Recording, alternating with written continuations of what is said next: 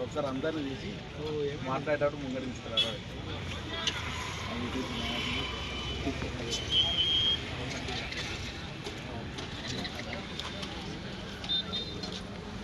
రామగుండం పట్టణ ప్రజలందరికీ కూడా నమస్కారం. గౌరవ ఎమ్మెల్యే రాజ్ ఠాకూర్ మక్కాన్ సింగ్ గారు కేవలం రామగుండంలో ఉన్న 6 డివిజన్లకు సంబంధించి 20 కోట్ల రూపాయలు సీఎం ఫండ్ నుంచి రిలీఫ్ శాంక్షన్ చేయించడం జరిగింది.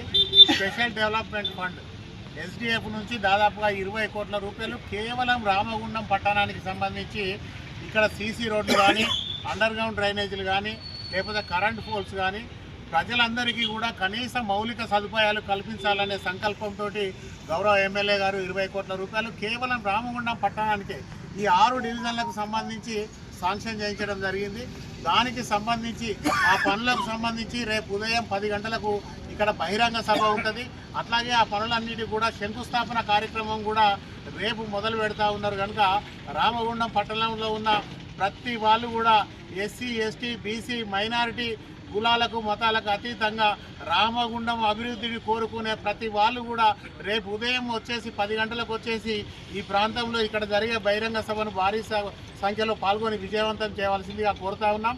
మీరందరూ కూడా గమనించండి, ఈరోజు దాదాపుగా 40 సంవత్సరాల రాజకీయ చరిత్రలో ఈ ప్రాంతంలో ఎంతోమంది ఎమ్మెల్యేలుగా, ఎంపీలుగా, మంత్రులుగా, కేంద్ర మంత్రులుగా, రాష్ట్ర మంత్రులుగా రామగుండం ప్రాంతాన్ని పరిపాలించినప్పటికీ కూడా కనీసం రామగుండంలో ఒక బస్సు పోతే ఒక బస్సు వచ్చే పరిస్థితి లేదు. కానీ ఈరోజు గౌరవ ఎమ్మెల్యే రాజ్ ఠాకూర్ గారు వచ్చిన తర్వాత ఈరోజు బీపో రోజు నుంచి రైల్వే స్టేషన్ దాకా దాదాపుగా 100 ఫీట్లతోటి భారీ రోడ్డు వేయించి ప్రజలందరికీ కూడా సౌకర్యంగా ఉండే విధంగా, ఎవరికి ఏ ఇబ్బంది లేకుండా ఉండే విధంగా ఇప్పటికే దాదాపుగా ఈ ప్రాంతానికి 100 కోట్లు కేటాయించడం జరిగింది.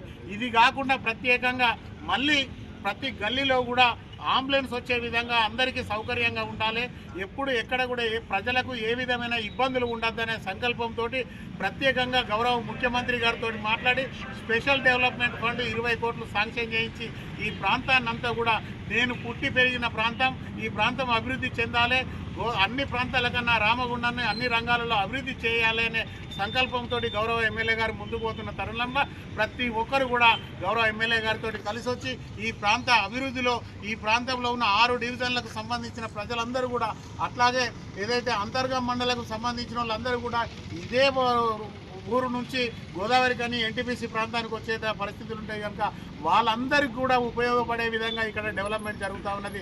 దానిలో ప్రతి ఒక్కరు కూడా పాల్గొని రేపు ఉదయం 10 గంటలకు జరిగే బ్రహ్మాండమైన సభను విజయవంతం చేయవలసిందిగా కాంగ్రెస్ పార్టీ పక్షాన కోరుకుంటా ఉన్నాం. ధన్యవాదాలు.